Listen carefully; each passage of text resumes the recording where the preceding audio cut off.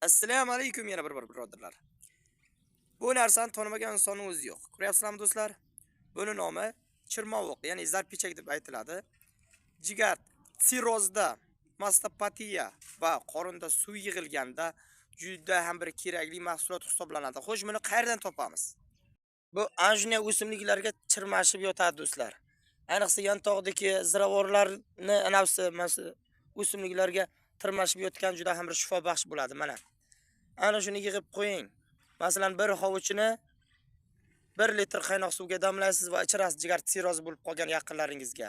Jigar sirroziga boq, yana bitta tabiiy vosita bor, u ham juda ham bir kuchlik. Mana do'stlar. Buni ham tonimagan insonni o'zi yo'q, ko'ryapsizlarmi? Buni esa qo'y pichak deb aytiladi. Ikkovini teng miqdorda topib damlab iste'mol qilsangiz ham jigar sirroziga juda bir nafi yaxshi bo'ladigan, tuzatmasdan qo'ymaydigan o'simlik hisoblanadi bular.